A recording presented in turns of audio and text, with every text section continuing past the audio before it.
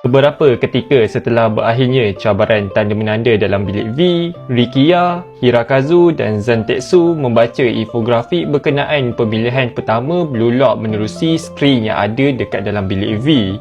Mereka perlu mengharungi satu peringkat kumpulan menentang pasukan di bilik lain yang sama bangunan mengikut urutan. Pasukan kedua tertinggi dan penjaring terbanyak setiap pasukan akan mara ke pemilihan yang seterusnya.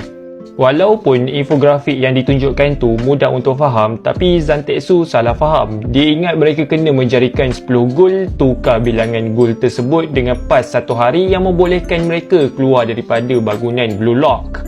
Padahal itu hanya insentif kalau dapat menjarikan gol sahaja. Kalau 3 gol dapat telefon balik, 5 gol dapat katil yang lebih besar dan 10 gol yang berkaitan pas satu hari itulah.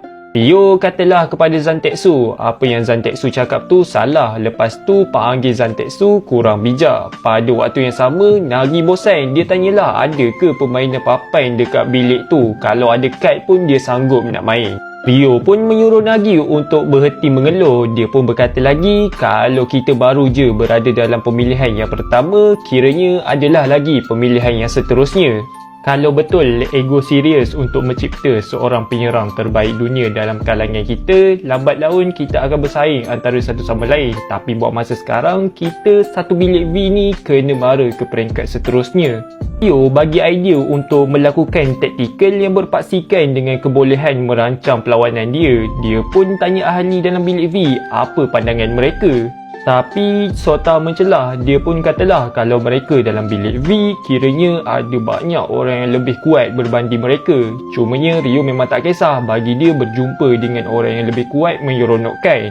Nagi cuma fikir nak cepat-cepat kalah dan balik rumah sebab nak main permainan video. Zantetsu macam biasa nak nampak diri dia hebat, tapi ayat dia tak berapa nak betul sangat. Tiba-tiba skrin dalam bilik V menunjukkan kembali muka Jinpachi Ego. Ego bagi tahu ke semua calon dalam bilik V di mana perlawanan pasukan bilik X menentang pasukan bilik Z telah pun bermula.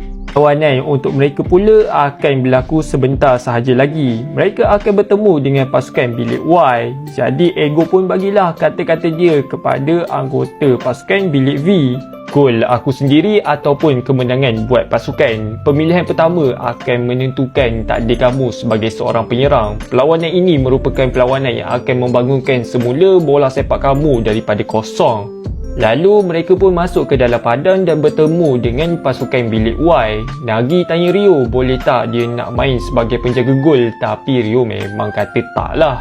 Jangan jadi malas, pergi jarikan gol. Tapi Nagi masih tetap mencari cara untuk tak nak terlibat sangat dalam perlawanan. Nagi melakukan sepak mula, dia pun melakukan hantaran kepada Ryo.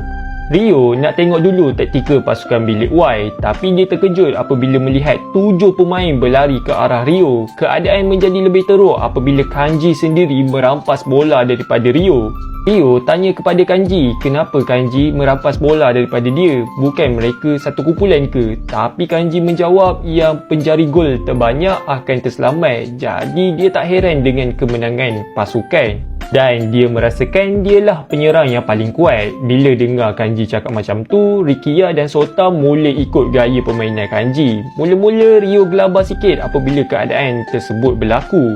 Tapi dia mula faham kenapa Ego meletakkan peraturan penjaring gol yang terbanyak dalam setiap pasukan akan terselamat, membuatkan para calon akan fokus untuk menghasilkan gol. Mereka akan lupa dengan posisi dan apa itu kerjasama.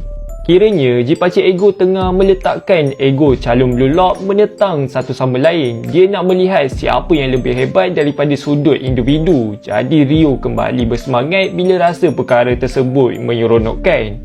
Keadaan permainan waktu tu huru-hara, main macam tak ada taktikal langsung. Sampai satu masa, bola tu sampai dekat Nico. Nico bila dapat bola tu, dia berterima kasih siapa yang bagi bola tu lah.